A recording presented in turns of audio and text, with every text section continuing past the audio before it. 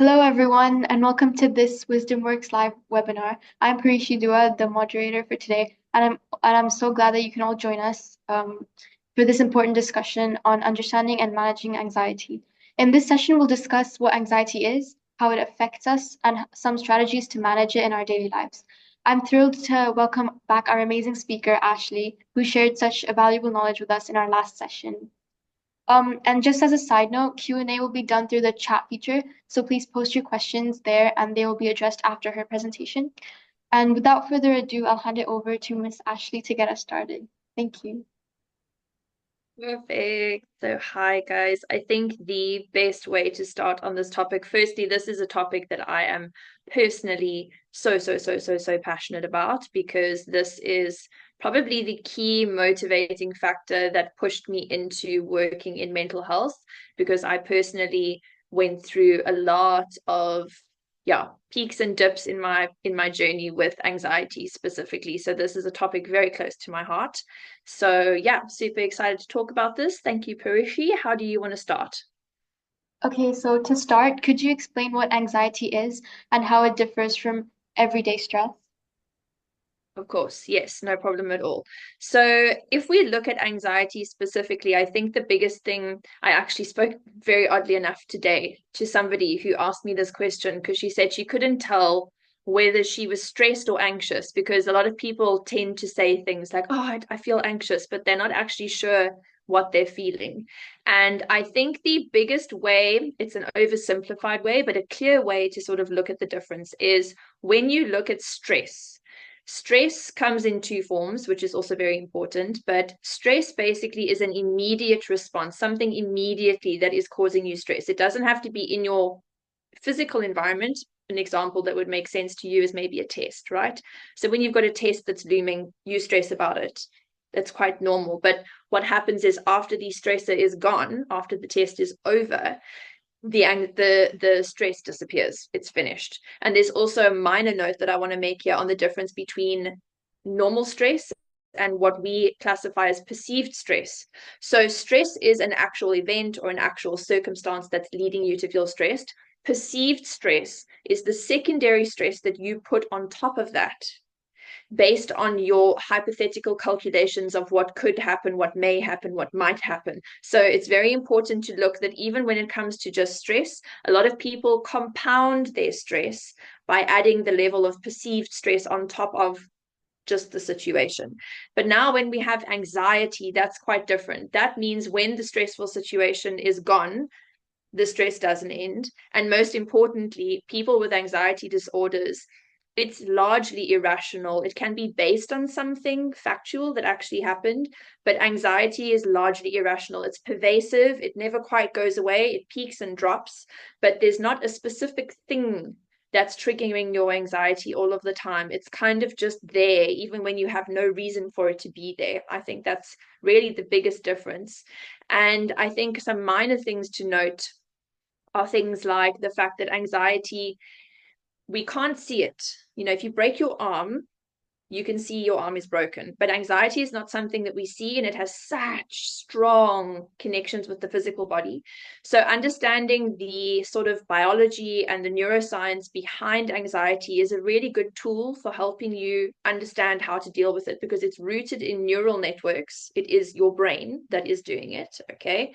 And it is basically largely to do with your amygdala, which handles your emotions. And this can send constant feelings of threat to your prefrontal cortex. In a normal situation, that's great. If a lion is chasing you, you want that response. But in people with anxiety, you would see that this is overactivated. And particularly, there's one axis in the brain that we talk about. It's called the HPA axis, but it stands for hypothalamic pituitary adrenal axis. Okay. And basically, it's a three-way system in the brain that triggers cortisol release. Cortisol is what gets released in your brain when you feel something is stressful and you need to act. So cortisol is a good thing, okay? But in people with anxiety, this HPA axis gets completely overactivated and it can get activated by things that don't make any sense. You can suddenly just start feeling anxious for no apparent reason. And that's the difference between activation as it should be, and activation for people with anxiety, because cortisol helps the body to cope with stress by basically inducing a sudden release of glucose. Glucose is obviously what gives us energy. So if a lion is about to attack you, your HPA axis goes off, your amygdala goes off, your body sends glucose to you, and you can run or you can fight. But in people with anxiety, this cortisol is just constantly being released. And yeah, basically, there's no physical threat, but it's there. And I think it's interesting to note that 75 of people with an anxiety disorder by age 22 is usually when we start seeing the first symptoms. So yeah, it's a kind of marker as to why this is such an important topic for people of your age, you know, in teenage years, adolescence, and young adulthood. Yeah, that's really interesting. So building onto that, what are some of the common causes of anxiety and can they be different for different people? Yes, they can be. For the people that watched the previous webinar, they would see how I spoke a little bit about how a lot of conversation about dopamine, right? But we kind of assume that everyone has the same level, but everyone's bodies are different. So if you look at the anatomy, you know, it's not like everyone's walking around with a carbon copy of the same type of brain. Some people have slightly larger prefrontal cortexes, some people's hippocampuses are bigger. So as big as the variance of anatomy can be, and as big as the variance of genetics can be, and environmental exposure, absolutely, it can completely differ according to different individuals. So I think genetic predispositions is a very, very big key factor. This is something in my personal life. If I look at my mother's side of the family, so many people have had problems with anxiety for generations before me. So there's something about our anatomy and our brains that make us more vulnerable. And also early life experiences. This is also a big one. Trauma. Trauma is a topic I'd like to get into as a separate topic because I feel like trauma has become such a buzzword that people are actually just using it to describe things that it's not actually. But I will just say trauma, and I will also say that if you look at the work of Gabor Mate, really, really incredible psychiatrist, he speaks about small t trauma and big T trauma. And basically, what it means is trauma doesn't have to be a huge event like you survived a robbery or you survived a war. Those are legitimate traumas and they are referred to as big T traumas. But a lot of people walk around thinking that, you know, unless they've had this huge, significant experience with trauma, that they haven't had trauma. But we also have small t traumas. So for those of you who are interested, I won't talk too much on it now. I would encourage you to go investigate that. Social environments, also people get brought up in very different circumstances. If you're brought up in an environment where you know, let's say a survival based mentality environment, which we see a lot here in Africa, where people's basic needs are not secure, the stress that's always there will cause your HPA axis to overreact, and that can lead further as you get older. And also, a very important one is attachment style. So I'm sure people have seen from Instagram and all those things, a lot of people talk about the different attachment styles. I won't go into them, but basically it's the way that you form and understand attachment in relationships. And I can give a quick anecdote about this because when I was born, I had something called hemangioma, which required me to have a tracheotomy after 2 days of being born. And my mother had to use a machine every day of my life until the age of 6 to clean my chest. And because of this, I developed a very overly strong attachment to my mother because I associated her with breathing. And if I look at my path of anxiety and how I've had to work through it and understand it, that's definitely how my HPA axis was sort of primed for anxiety because it was literally there from my second day of life. And for me, it was centered around breathing. So, yes, all of those sorts of things, all of those different conditions, genetics, trauma, attachment style, they can all link to it. Neuroscience is also important because of the genetic factors. So, you have variations in genes. Not all genes get expressed the same way between people or people in the same family. Certain circumstances can cause genes of one individual to suddenly express differently. And we see this with neurotransmitters like serotonin and dopamine. They don't operate the same way from one person to the next. And when you look at the amygdala as well in people, very, very, I'm going to talk about the amygdala and the hippocampus. Very interesting. So your amygdala is the thing that tells you if something's dangerous or not dangerous, natural response.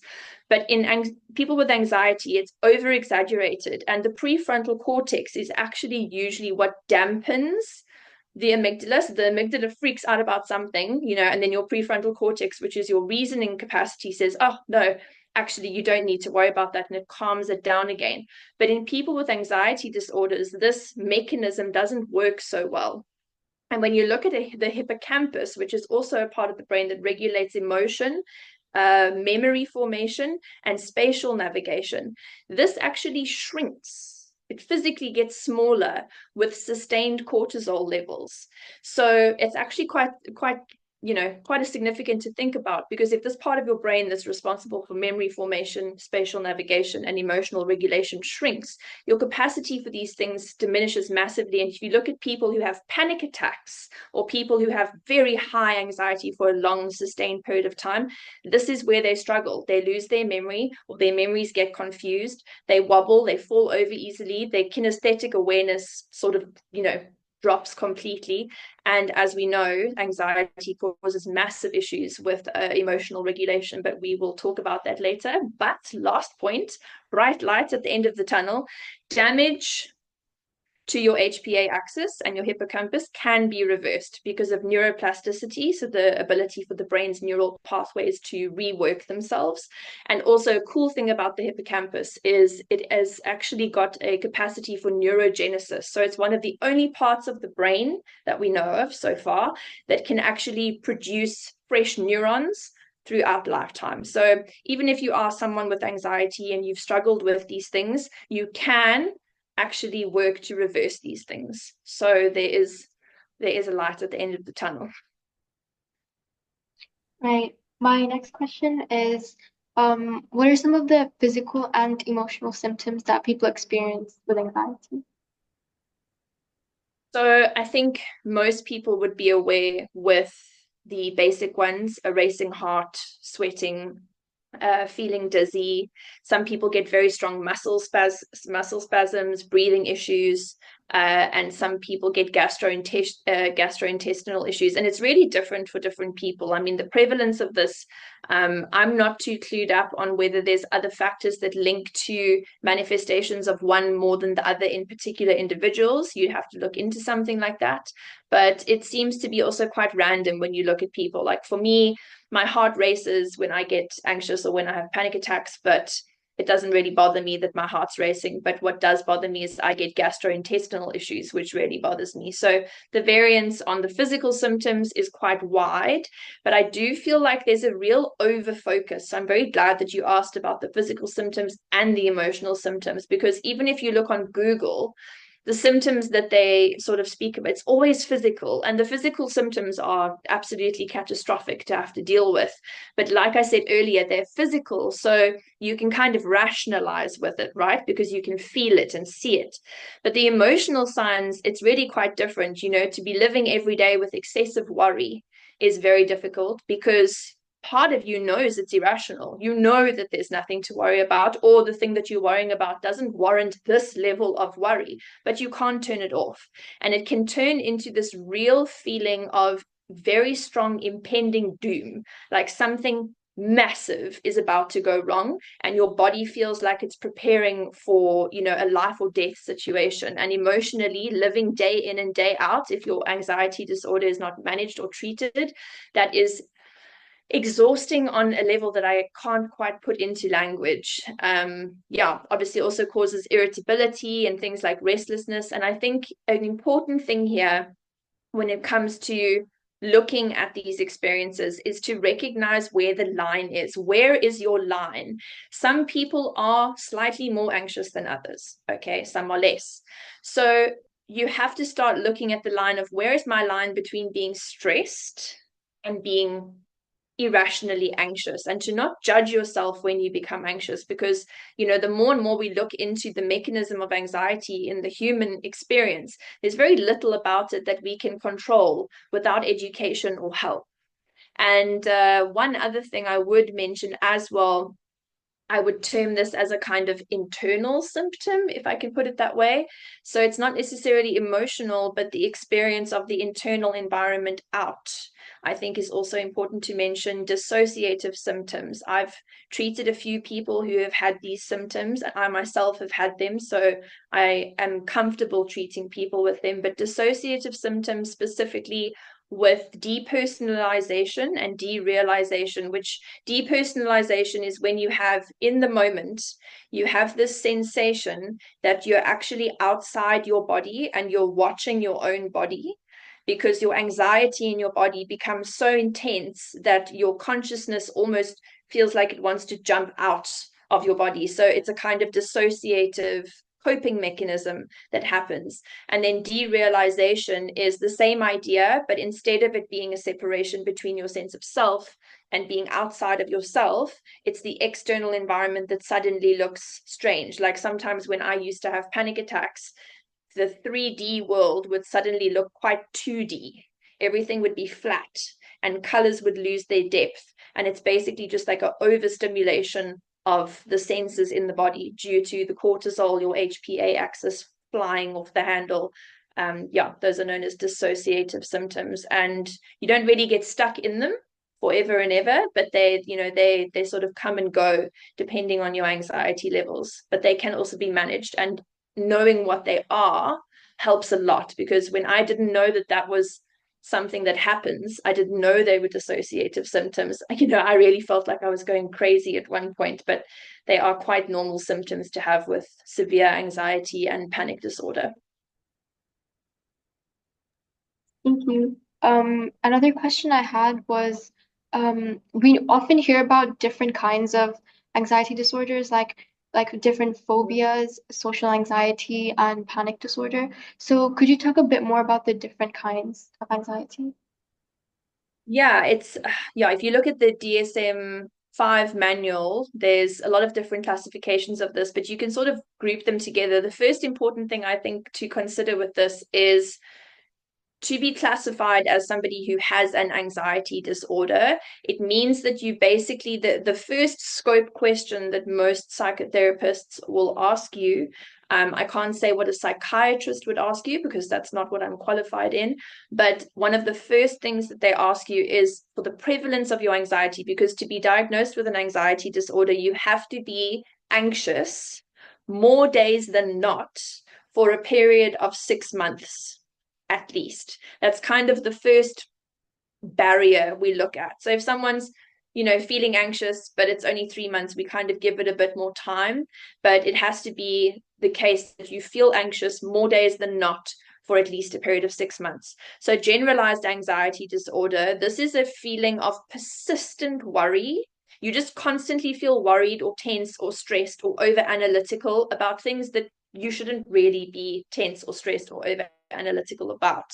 So that's often accompanied with the physical symptoms that I spoke about with anxiety. It doesn't always turn into panic. Panic disorder is sort of a different thing, but a lot of people who have anxiety do end up also having moments of panic disorder.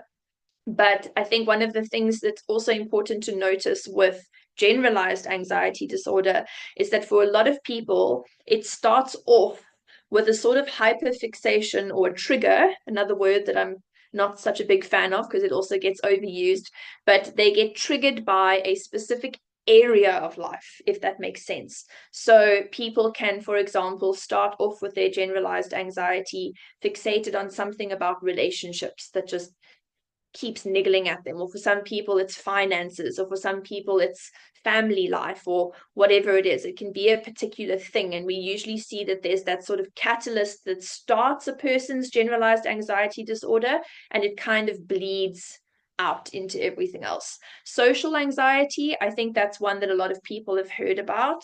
um, I do see a lot of people with social anxiety disorder. It's very pervasive. I think in some ways in society with the social media that we have and all of these things now, I'm not surprised by it, because the sort of tendency to compare oneself to others is so much stronger. And when you look at social anxiety, it's really rooted in some type of a feeling of inadequacy or being judged or a moment of possible embarrassment, which is all based on other people's perception of you, or other people's opinion of you. And for people who have this, because I've noticed this increasing so much, I will also just say, from a therapeutic perspective, it's really helpful to think of the difference between self-awareness and self-consciousness. Self-consciousness, you can think of the word insecurity. Self-consciousness means you're overly aware of other people's perception of who you are. So you're hyper fixated on, oh, if I say this like this, will this person maybe think this? Or if I wear this outfit, will this person think? This is self-consciousness. It is an over-identification with the perception of other people before a feeling of being with yourself. So basically, with these people, their identity is largely formed through their hypothetical ideas of other people's gaze. Whereas self-awareness is a very, very deep, loving, comfortable, safe feeling that you cultivate within yourself, where all of your awareness comes from inside out. So rather than outside in, it's in and out. And this is something a lot of people, we don't grow up learning this in most of our family situations. I think to some degree we all perform because it's a kind of survival mechanism in the world. But to really sit within yourself and have nothing else have any bearing on your value is something we don't do. We don't teach children to do this either. So this is the difference. And this is something I like coaching people in, is the difference between loving self-awareness that is such a deep, calm, centering orientation. It's the most ultimate feeling of coming home to yourself, compared to self-consciousness. And you also touched on panic disorder. So this is characterized by panic attacks. Panic attacks are when those physical symptoms that I spoke about rev up intensely. People often report feeling like they're having a heart attack because your pain in your heart can actually get so intense. Some people can't breathe and they start hyperventilating. Some people's bodies shake intensely. And this is basically can be triggered by a thought, but at the end of the day, it's the same mechanism as with anxiety. It's just completely overstimulated. So you see that this will happen in people with severe anxiety disorders, especially if they've gone untreated, people that use particular types of drugs and things like that. It activates. So you can think of panic attacks as being related to anxiety, but in like an umbrella form. So you've got anxiety here, panic attacks is another form of how it can manifest. And then phobias, obviously, some people have got phobias. I am so terrified of spiders. But I feel like when we know that so many people have a phobia and it's a shared phobia, we don't sort of like see it as a phobia. It's like, oh yeah, okay, spiders. But some people have things like, agoraphobia. They don't want to leave their houses. They are petrified of leaving their houses. Like as soon as they think of leaving that environment, their brains just spin out. And then another one I would say is separation anxiety is quite intense. This is often how anxiety manifests in very, very young children when they haven't formed a secure attachment style and they struggle with separation anxiety. It's quite normal to have some level of it when you're a child, of course, because it's quite normal. But in some kids, it can become sort of hyperbolic. Thank you. I think that was a really great explanation. And for my next question, I think you already touched on this, but could you expand a bit more on how anxiety typically affects someone's daily life, like whether it be at work or in relationships or personally? Yeah, so I'll try to keep this one short because I have touched on it a little bit. But the three main areas you would see this would be chronic health issues, because obviously, if your body's constantly stressed and in a cortisol response, your body will prioritize certain functions over others. And you see a lot of people with long-term anxiety will develop endocrine issues, they develop weight issues because cortisol, when it's sustained, it's a strange thing. It wants you to use your glucose, but it also increases sugar cravings. But after the cortisol drops, you're so tired from that feeling of needing to fight or, run away, that now you've got all this glucose sitting in your system. And most people, when they get anxious, they don't move. It's a strange thing about anxiety. When you're anxious and when you're having a panic attack, you just want to implode. You just want to move inside and just shut everything else out. But it's literally the worst thing to do one thing, we can touch on this a bit later, but with this, to prevent chronic health issues, when you're anxious, when your body is in that state, move. You must move. It's cortisol. It wants you to go somewhere. Use it. So the other thing I would say is cognitive impairment. Like we said, I touched on all of the different parts of the brain that get affected by anxiety, and those all affect cognitive impairment, your memory, your ability to reason, all of those things. And then we have emotional strain. So basically, if you're in constant anxiety and you look at how that taxes cognitive resources, it becomes very hard to concentrate, and it becomes very hard to problem solve. Problem solving is largely a creative process, and creative processes in the brain are not a survival necessity that the body deems. So those areas of the brain just really become very inactive. And because of this, people will struggle to retain information. So if you look at things like work or school, this is how this is a really, really big problem. It's kind of like having 20 tabs open on Google. Not only is your attention sort of split everywhere, but your energy gets depleted really, really fast. When it comes to, what did we say, relationships, this is an interesting thing, because relationships, it can warp your understanding of your relationships. It can warp your understanding of yourself in relationships, to the point where you're not really gauging the reality of a situation always, because your paranoia and your fear and your anxiety is always looking for problems that may not necessarily be there. And what's also interesting is when you look at the nervous system in humans, we like what we know. I think we might have touched on this in the previous webinar, but we like what we know, even if what we know is stressful. It's a very interesting, weird thing about the human nervous system. Comfort zones are not what's comfortable, it's what's familiar. So people will even choose relationships consistently that keep triggering their anxiety, because that's where they know how to deal with it. Outside of that, they don't know how to deal with that. So they keep choosing the same thing. But that's also a topic when we look at the subconscious mind, which is maybe a topic for another day. But also, if you're an anxious person and you have one relationship, two relationships, three relationships, or family relationships that, are really strained and struggle because of anxiety, it can really make you feel really bad about yourself. You can really start thinking you're the problem, or you might think your family's the problem and cut them off, or a partner is a problem and cut them off. But the recipe that this always leads to is isolation, and isolation is one of the worst things for all types of mental health issues, because you're left with your mind more, and you start believing that your mind is your reality, and that can just be, it can become a kind of game of smoke and mirrors.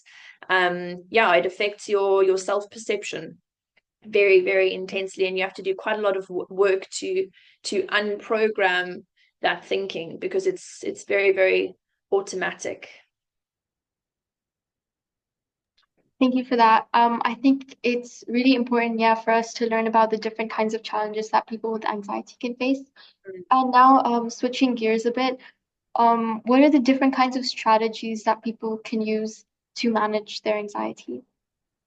Okay, so this is something that I get super excited about, because I think a lot of people get the obvious things, like you should get out of bed and exercise more, or you should do this, you should do that. But like, what do we actually know works, right? And in my case, what do I know that I've done that's actually worked and that helps my clients? Because I think lived experience, this is something I always say in all capacities of my work, lived experience always outweighs theory. We can sit and read books and learn theory and have an idea of what we know about something, until, into ad nauseum. But once you know something through experience, that definitely, outweighs that. So the first thing I would talk about is BDFN protein, which is a protein that your brain makes specifically at high potency levels when you exercise.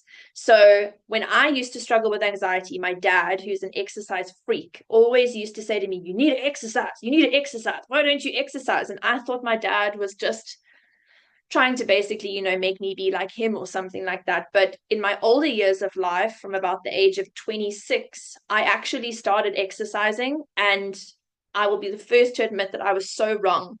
It doesn't solve the problem, but it literally, if you look at people who have anxiety disorders, it decreases symptoms by around 60%. That is massive, massive. And what this protein also does is it's responsible for neural growth. So it literally helps you with that neuroplasticity that we were talking about earlier, how your brain can rework and remold itself to understand and behave in different ways. This protein from exercising literally does that. So anyone who says they want to get better and deal with their anxiety, but they're not willing to exercise, of course, barring physical handicaps, yeah, I basically just tell them like they're working with the wrong person, because you have to exercise. Another thing, diet, super obvious. Sugars, simple carbs. It still blows my mind how many people think that sugars are just candy and chocolates and cake and biscuits. You have to also remember that white rice, white potatoes, white bread, any type of simple carb literally converts to the same thing in your body. Your body doesn't look at the difference. It's just the speed at which it's got to process the sugar. So changing those things for brown rice and complex carbs that take a longer time to digest, game changer. And also protein, because if you're someone who has anxiety and your cortisol is really high all the time, what that actually does is your body will eventually start using your muscles as fuel. And when your muscles are being used as fuel, it's a kind of vicious cycle, because what do we use to process glucose? Our muscles. So you're in this state where you're eating tons of sugar and your cortisol's constantly asking you for more carbs, more carbs, more carbs, because you're trying to evade this threat that you think is there. And the whole time this is happening, you're not moving, you're not developing your muscles, and all that glucose needs to be processed through muscle tissue. So upping your protein also increases your capacity for, digesting and using your glucose. Probiotics, there's more and more evidence that's pointing to the gut brain connection. So taking care of your gut, essential. Omega-3s, really good for protecting brain tissue. And I would also add in flavonoids, which are also really good for helping your brain deal with anxiety. And you can get those from things like blueberries, dark chocolate, and green tea. I'm not a huge fan of green tea, but I do like dark chocolate and blueberries. So those are cool. And then I would say sleep. So there's a very, very interesting mechanism in your brain when it comes to sleep. So a lot of people hear about the subconscious mind, and I think a lot of people think the subconscious mind is some kind of like woo-woo Freudian term. But the research on the subconscious mind is really just increasing and increasing and increasing. And your subconscious mind and your conscious mind, for that fact, compound information. This is why, for some people, when they're stressed, writing makes them feel better, because you're dumping information out of your consciousness. We don't have a consciousness or a subconscious that's just infinite. It gets overloaded and you have to dump those things out. So your subconscious dumping process happens during REM sleep. So for people who have sleep disorders, which can very strongly correlate with people who have anxiety disorders, this is another compounding problem, because they're not sleeping properly, so their subconscious isn't releasing information. So every day they're compounding more and more baggage on their subconscious mind. And also, when you sleep, this is when your cortisol lowers, especially before 3 a.m. in the morning. 3 a.m. in the morning, you usually that's when your cortisol starts spiking in preparation to wake you up a few hours later.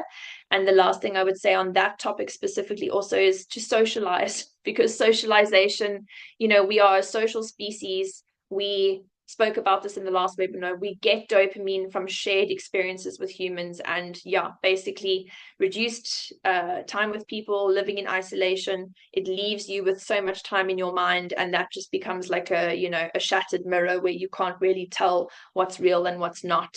Cognitive reframing also helps some people.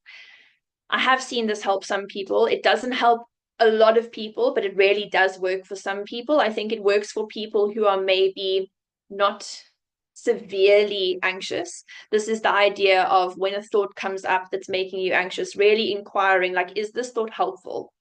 And I think there's value in this, because we tend to sort of believe everything that runs through our mind as fact, and it's not. So sort of digging into your own thoughts can also really help people. Like, what evidence do I have that this thing that I'm thinking is going to happen is actually going to happen? It basically stops catastrophic thinking patterns, which is really cool.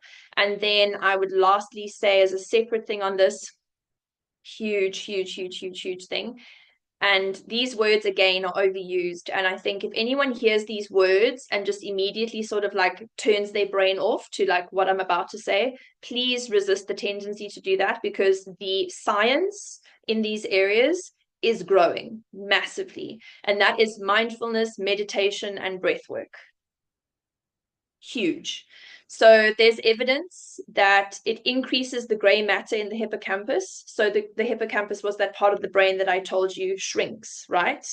Due to cortisol. And these practices, mindfulness, meditation, breath work, and things like this, literally increase the gray matter again in the hippocampus. It also strengthens the connection between the hippocampus and the prefrontal cortex. So that ability for your brain to rationalize what is worth being anxious about and what I can actually let go of safely, that relationship gets stronger. There's two types of breathing. I use both of these, and they really make such a big difference. The first one is box breathing. So box breathing is basically an inhale for 4 seconds, a hold for 4 seconds, an exhale for 4 seconds, and then a breathe and another hold for 4 seconds. So think of it like a box. 1, 2, 3, 4 in, hold, 2, 3, 4 out, 2, 3, 4 hold, 2, 3, 4. That works amazingly. And if you look at Dr. Andrew Huberman, he's actually researched this topic extensively. He's got some amazing papers on this topic with very controlled studies. And the one that they found, so the one I just mentioned is the one that helps me the most with my anxiety, but the one for most people that helps the most is called the physiological sigh. So this is a sharp, long inhale through the nose. And then when you feel like you can't possibly take in any more air, you give a sudden pull at like the last second. So something like this. And then when you let your air out, it's not an active exhale. So you don't go like this. You actually just let your air fall out of your mouth until all of your air is out. So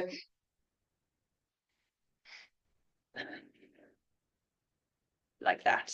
And if you repeat these, do them for about 4 minutes. I'd say don't judge the effect unless you've done it for at least 4 minutes. Don't do it while you're having a panic attack lying in bed. Get out of your bed, go to the lounge, put a light on, sit on a chair, do these things. They will help you. They really are amazing. And you know, it's a strange thing to start doing these things if you haven't done them, especially because they can be so strongly associated with like hippie culture. But at the end of the day, think about it. It's your breath. It's literally what you're doing all day, every day, whether you're awake or asleep. It is the most instant way that you have control over your physiology, is to control your breath. So there needs to be a separation between the idea of these practices being only for hippies, because it's literally not. So I think those are two things people can try as well. And also, if you look at mindfulness, so mindfulness is basically growing in the understanding that you are not your mind. And when people are not ready to learn this, they think this sounds really bizarre. But at the end of the day, your mind is a chattering voice inside of your reality of life. Until you realize that, you think that your mind is you. You think that your mind's voice is your voice. But if this was the case, how would you be able to say, oh, I'm thinking?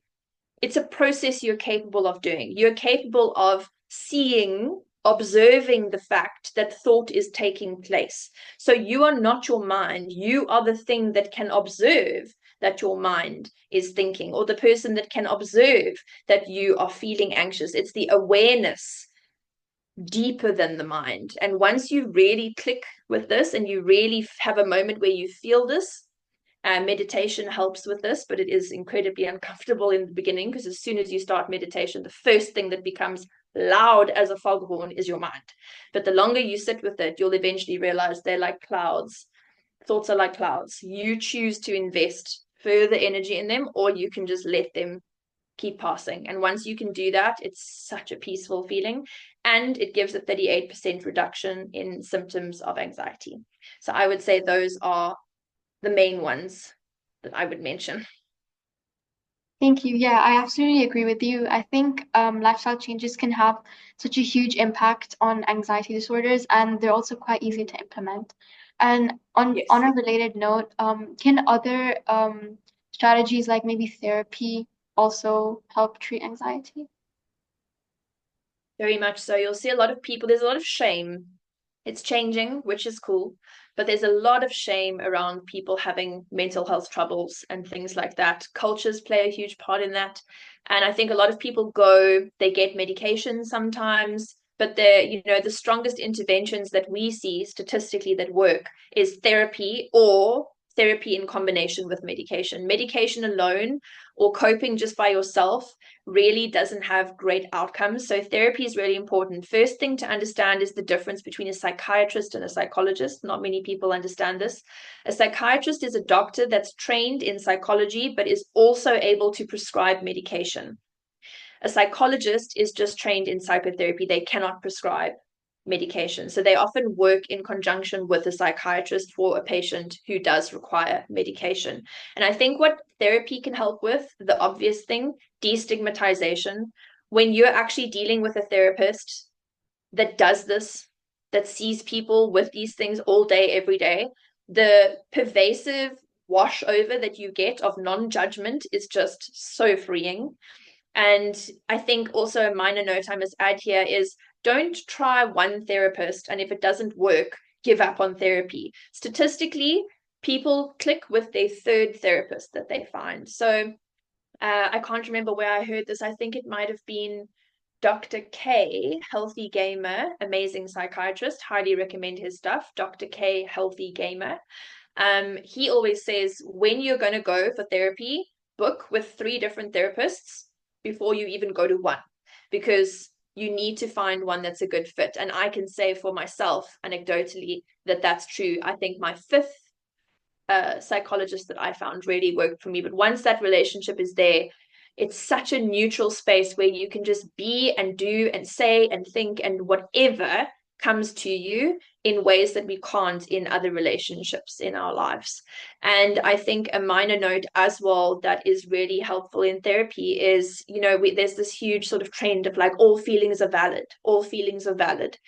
Yes, the fact that you are a human and that you are feeling what you are feeling is valid. But what you are feeling may not be valid in reality. It may be completely irrational, but you're not going to be able to see that unless someone else can behave as your mirror. That's what a therapist, a good therapist, can do, is mirror your limitations that you have in your own perception to you and help you to see how to move those things and change those things by changing your perception. Cognitive behavioral therapy, CBT therapy, as some people know it, is pretty much the gold standard. It's what we see huge improvement through because it basically targets the thought patterns that cause that activation of your HPA axis. So it's basically like retraining your HPA axis. And yeah, we've seen that about 75% of teens with anxiety experience huge benefits from CBT therapy because it really works best when you start early with disorders. And I would also say another very interesting thing is to look at therapy in terms of how to work through negative thought patterns. So your brain, your mind moves through thoughts so quickly that you might think you have sort of no control over them.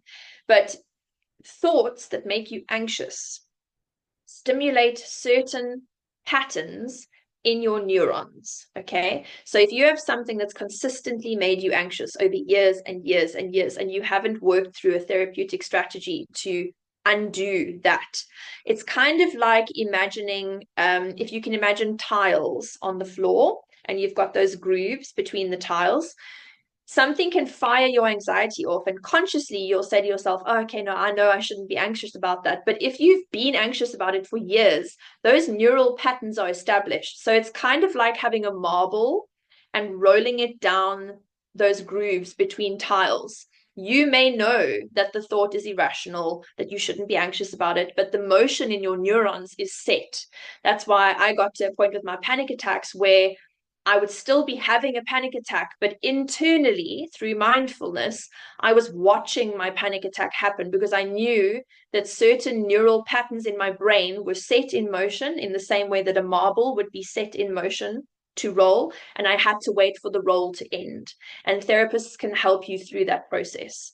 I would also say that, like I mentioned, even though consciously you have a desire to behave differently or to see something differently, your neural pathway is established. So don't take it personally when you try to make a change or you try to see things differently and you don't get it right. You're literally fighting against your own nervous system. So I would say that's important. And also, very interesting thing about the subconscious mind.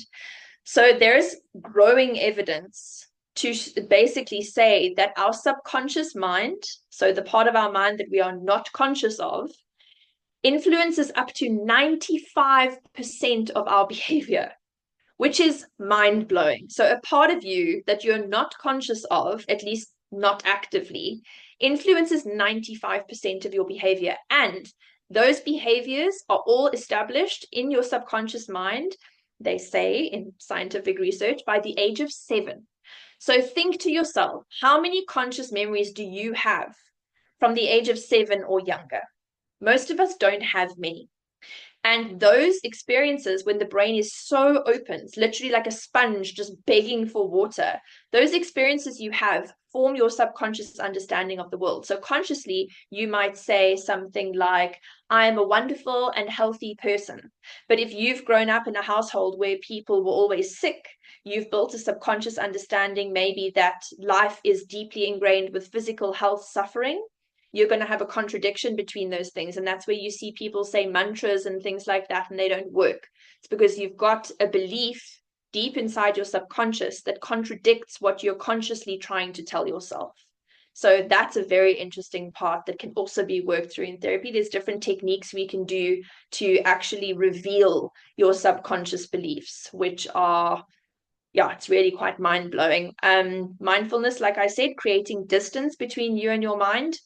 There's also a really interesting part of the brain that has been more recently discovered called the mid-cingulate cortex. So this part of the brain grows the more you put yourself in uncomfortable situations. So you see this in athletes, like athletes that have like pushed themselves through like immense levels of discomfort. This part of their brain literally is really large compared to most people. People that are super obese, that go to gym, work it through, and lose significant weight, their mid-cingulate cortex is much bigger than most people's. And as this grows, your capacity to choose difficult things, to sit through discomfort, your capacity to do that increases as this grows. 2 more things I just want to mention very quickly. Neuroeconomics.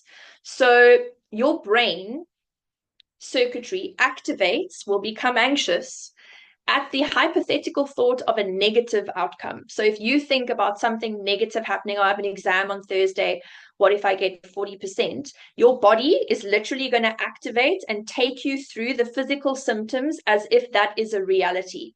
But your brain, for some reason, does not activate for hypothetical positives. So if you tell yourself, oh, okay, I'm going to do my test, I'm going to get 90% for my test, nothing really happens in your body. You don't feel like elated and get goosebumps or whatever. So the brain has this weird bias towards hypothetical negatives. It activates for hypothetical negatives, but doesn't for hypothetical positives. So yeah, you're also fighting a kind of difficult battle there if you have a negative mindset. And get off screens. Go watch the other webinar. But screens shut your limbic system down, which basically shuts down your capacity to recognize what you're feeling. And the more your feelings compound, the more uncomfortable you get, and the more you'll keep wanting to watch things to turn your limbic system of your brain off, because you won't know how to deal with what you're feeling. Therapy can help you with that. Thank you. I think a lot of us could relate to that. And my final question is, when do you think is medication necessary for anxiety, and what should someone consider before starting or stopping medication? So with medication, it's a topic that I don't delve too deep into since I'm not a qualified psychiatrist. So I won't say too much on medication. What I will say is maybe anecdotal and a little bit of what I do know.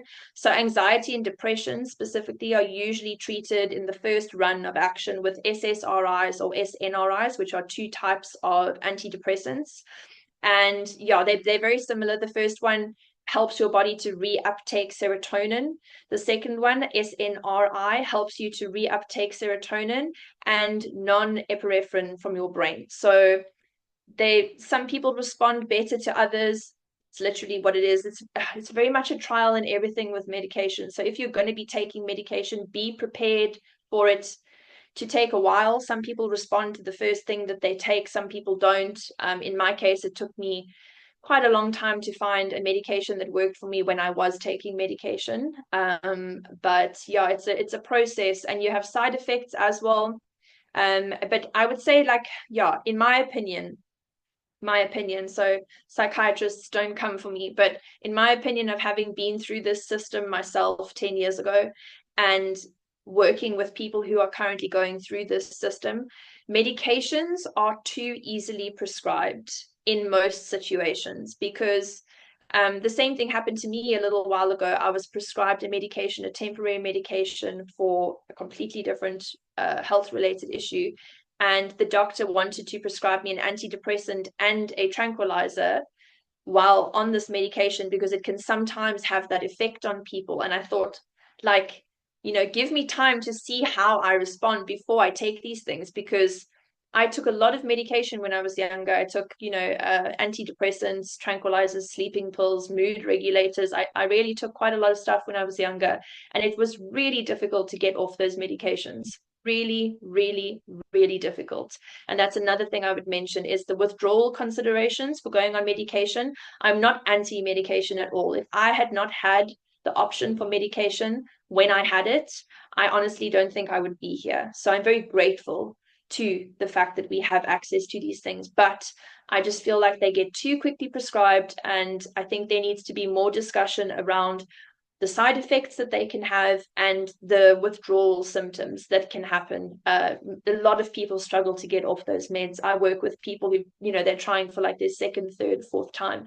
Don't let the withdrawal symptoms put you off taking the meds if you need the meds. But I feel like there just needs to be more education around it, because yeah, it can be really, really quite challenging. And always, if you are on meds, always, always, always work with your psychiatrist or your GP or whoever described them. Do not ever stop your medication cold turkey, because you will have a relapse in symptoms. You will. It will happen. No matter what work you've done on yourself, no matter what mechanisms you've done, if you have such a drastic drop, you can't fight chemistry in that way. So if you are wanting to come off your meds, speak to your psychiatrist. If you have a good psychiatrist, they will always be honest with you and support you in whether it's a good decision or not for you.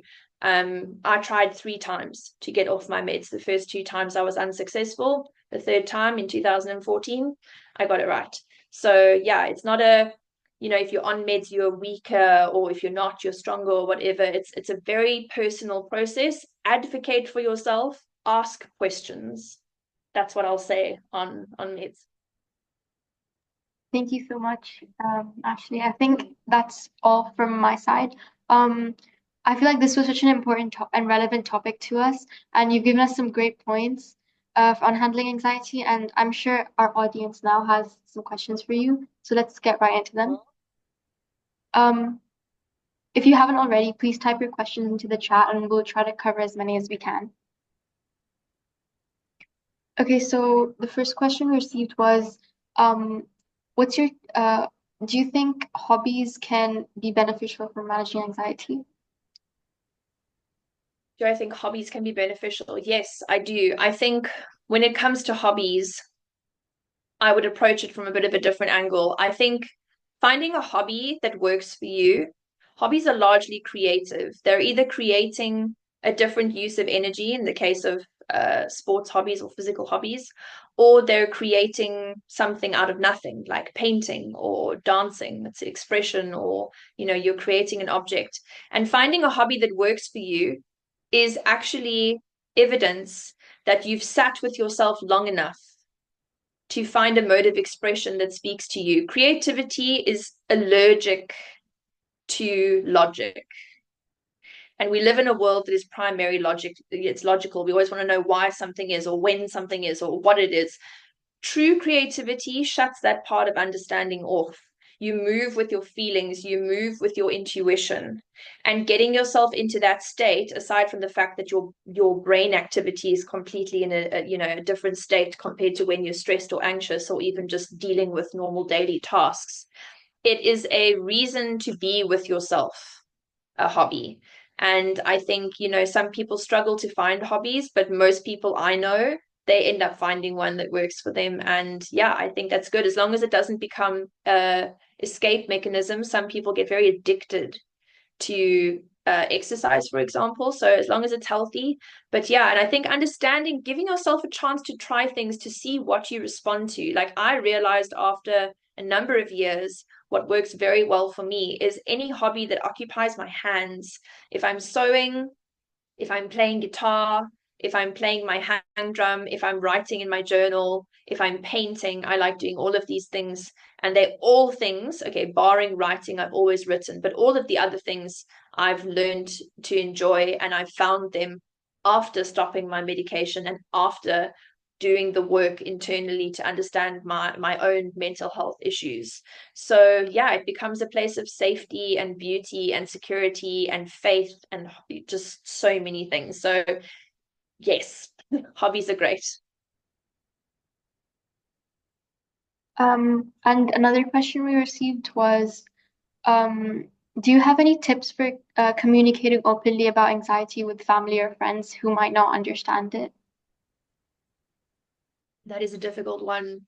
That is a very difficult one because it can happen on both sides of the spectrum. You can come from a family where mental health issues are clearly evident and people pretend that they're not for various reasons. Or you can come from a family where maybe one person or, fewer people, have these issues and the family sort of shuts down the reality of this person by saying that you're just mentally weak or you're just not doing enough or whatever it is. So when it comes to communicating openly about anxiety with family and friends, that's really something that I would encourage working, even if it's just 1 or 2 sessions, working with a therapist on, because it's going to be highly, highly, highly influenced by your particular family situation. But what I will say from my personal opinion is that sooner or later, if you are not living authentically, if you are pretending that you don't have mental health struggles or you are hiding some type of piece of yourself, and that's causing you anxiety because you're worried about being judged or whatever by your family or your friends, that will always come out. It will always come out. It'll come out blatantly, or it will come out as a health issue.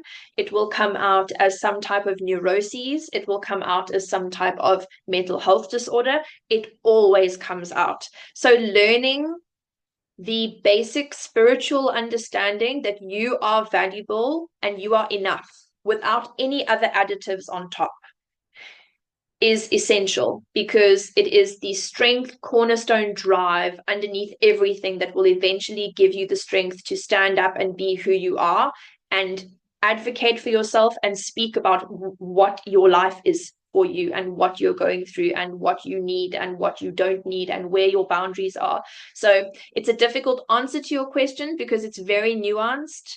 But I would say if that's something someone's struggling with, working with a therapist and just divulging a little bit about why you feel you maybe can't be open with your friends and family, that's definitely something therapy can help you with. And I would say that's the kind of issue that you can expect quite a solid solution on quite quickly in therapy. That kind of a problem. Yeah, you could work through that relatively quickly, of course, depending on what the problem is. But I'm always pro communication, always. And if you can't talk to your family and your friends, it's another reason why a therapy relationship is good because it can be a really good space for you to practice. Sometimes people don't even want to hear themselves admit that they have a problem with anxiety or that they think they might have an anxiety disorder or something like that. So yeah, in this, I think my short answer in summary here would be to go and see a therapist, even just for 1 or 2 sessions, just to get a little bit more clarity on the, the sort of web of issues that are contributing to your fear around communication. Yeah, thank you. I think that was it from the audience. So with that, we've come to the end of today's webinar. Thank you everyone for joining us, and thank you, Ashleigh, for being here with us today again and sharing your No expertise and also problem. taking the time to answer everyone's questions. If you'd like to attend more webinars like this, make sure to sign up for our upcoming sessions. I hope to see you next time. Thank you. Bye. Thank you. Thank you.